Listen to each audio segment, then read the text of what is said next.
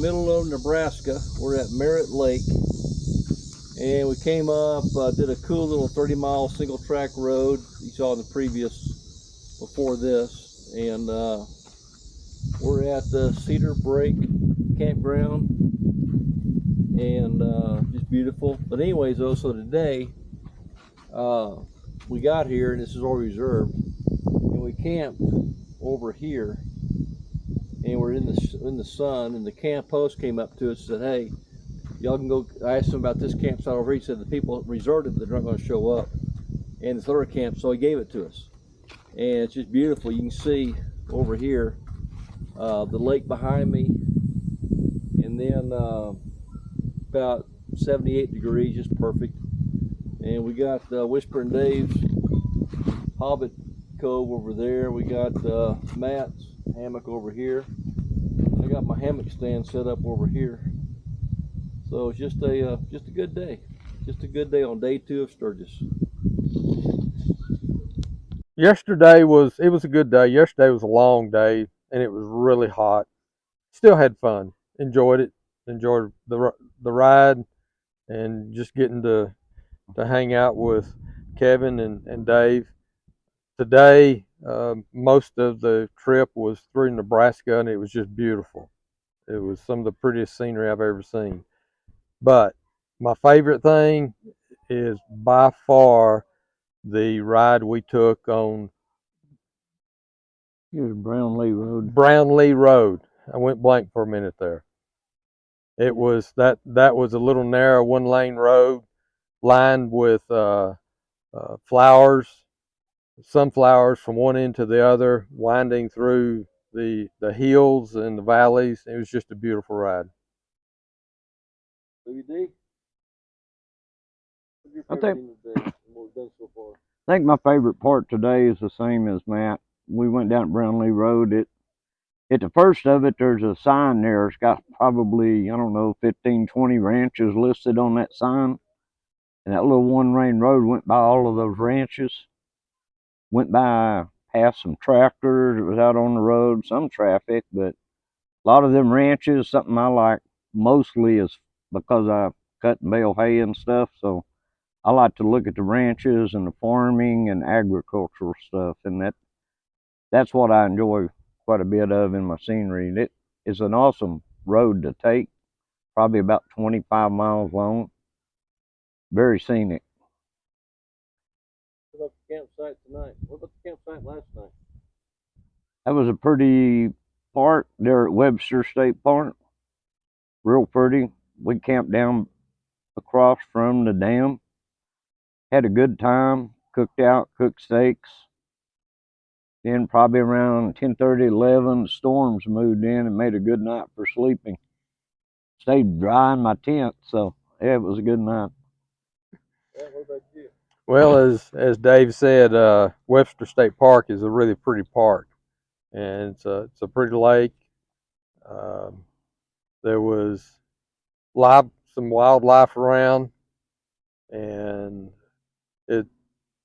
we all set up, and like Dave said, around 10, 11, 12 o'clock at night, the storms moved in, and I will have to say, in my hammock, it got a little western there for a while.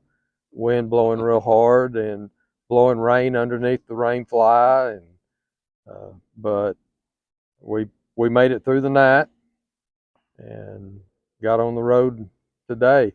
The park here is just beautiful. It's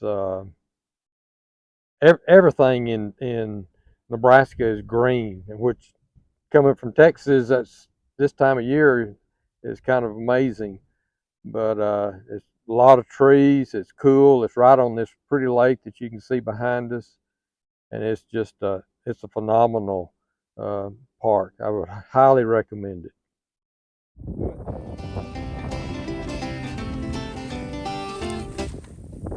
Eating a little steak and rice.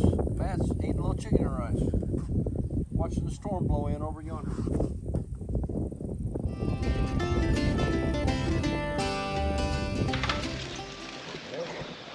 I've been doing this for many, many years, and we woke up, had a little rain last night, perfect temperatures, and then everybody slept great. But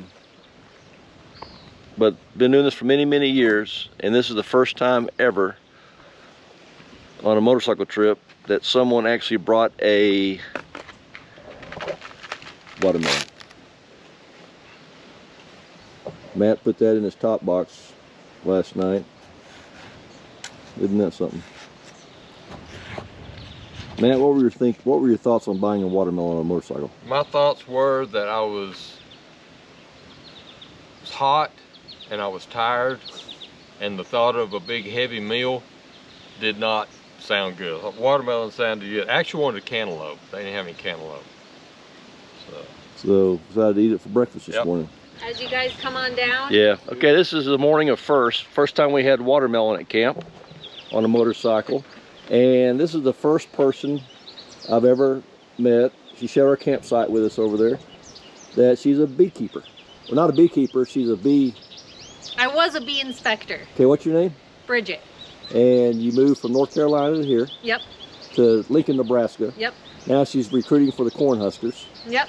All right, so Whisper and Dave asked a question about the difference between a killer bee or African bee. Is that the same thing? And Yeah. a honeybee. So Yeah. what? And she was in Costa Rica. So tell us the story. So the story was we were on top of a mountain, and these big macaws flew over. And we had one student where we had walked by this hive of Africanized honeybees. They hadn't bothered us. But this kid was in the tunnel, and when the birds went over, you couldn't like talk to the person next to you. Their caws were so loud. And when those caws went over, it scared the bees, we assume. And then one of our kids who was in that cave, all of a sudden he was getting attacked by them. So we had to run down the side of the mountain, and they're following us down the side of the mountain. And then we're sitting in the truck. The bees are following you. Yep, the bees are following us. And we're sitting in the car, and you can just hear the bees panging on the Really? sides. Yes. Because the main difference between an Africanized honeybee or a scutellatized honeybee, as some researchers prefer to call them, because scutellata is their scientific name, and a European honeybee like we have here in Nebraska is their defensive behavior. So anyway, so that's why I was saying, like, a honeybee, if I'm over by that tree over there and a bee gets angry at me, normally I can come walk over here and that bee will leave me alone. Maybe they'll buzz around me, but that bee for the most part will leave me alone, whereas an Africanized honeybee will just keep following. So say you just bred them through like DNA, just changing their DNA and stuff Yep. like that? Genetics? Artificially bred and stuff like that. And now it's really fascinating. They have all sorts of technology where they can, map the entire genome of a bee, and then, go, these are all the mutations. So has 60% of that scutellata DNA and 70% of this mellifera DNA. They can do all sorts of interesting stuff with it. Well, that's interesting. Thank you for letting me film you sharing that.